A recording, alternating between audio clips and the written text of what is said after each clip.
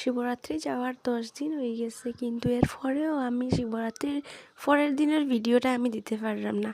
আর এখন যদি আমি এটা আপলোড না করি হয়তো আর কোনো দিনও করতে পারতাম না। এখানে না এখন আমার যে অসুখ শুরু হয়েছে, প্রায় 1 মাস ধাক্কা যার গিয়ে আমার অসুখই কমেন না। সো হ্যালো এভরিওয়ান, আমি জুই আর welcome back to Jui's blog. সব কিরকম আছো? আশা করি সবই ভালো আছো।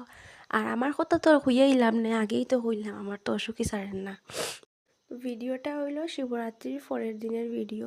সারা রাত্রে যেহেতু আমি উজাগরিয়ে আছিলাম, তারপরে পরের দিন সকালে আমি খালি জাস্ট শাড়িটা চেঞ্জ করছি।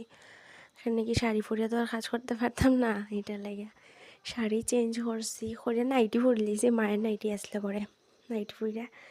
তারপরে আমরা আগের দিনের ভাত যেটি আসিল ওইটি আমি ইয়ে করছি। আমরা ঘরের ছাগল আছে চুন্নমুন্নুর মা, তুমি যে আগে দেখছো ভিডিওর মধ্যে, তাই খাইছে ওই তাই। তো চুন্নমুন্নুর মারে আমি আমরা ঘরের মানে ভাতটি আসলো লবণ মাখাইয়া তারা দিলাইছি। তারপরে আমি পুরা বাড়ি ঝাড়ু দেওয়াত লাগছে, বাড়ি ঝাড়ু দেওয়াত লাগিয়াই মানে কিনা করলাম, বাড়ি ঝাড়ু দিয়া দিয়েই আমার এই অসুখটা শুরু হয়েছে। আমার সাইনাসের খুব বেশি প্রবলেম, যার কারণে আমার নাকে একটু যদি ধুলা লাগি যায় এতে আমার সাইনাস বাড়ি যায়। সাইনাস বাড়লে তো এটা তারা রিয়েলাইজ করবো যারা সাইনাস আছে। কিন্তু এখন সাইনাস হইয়া বুয়ে থাকলে তো হইতো না, ঘরের কাজটিও করতে লাগবো। তো বাড়ি ঝাড়ু দিয়ে আমি কাপড় কয়টি আসলি মেলিয়া দিলাম, দিয়া তারপরে রাত্রে তো উজাগরিয়ে আসলাম, আমি তখনও ফান্না করছিলাম না, এটার লাগে প্রসাদ খাইছি, খৈর প্রসাদ খাইয়া আইছি। আমি রেডি খাইয়া গিয়ে স্নান করছি, স্নান করে আবার পূজা দিছি, মধ্যের আর কোনো ক্লিপ নিছি না ভিডিওর।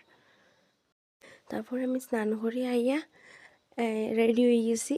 আমি যেতাম আমরা এখানেও একটা মন্দিরে, লক্ষ্মীবাড়ি মন্দিরে পূজা দিতে। আর এই যে আমি অনারকলি স্যুটটা পরছি, পরে একটু বেশি মানে নিজের দেখলাম এখানে কি এটা আমার নিজের টাকায় কিনা। আমি ফার্স্ট যখন ক্লাস 9 থাকতে টিউশন পড়াইতাম, ওই টিউশন পড়ানোর টাকা দিয়ে আমি ড্রেসটা কিনছিলাম।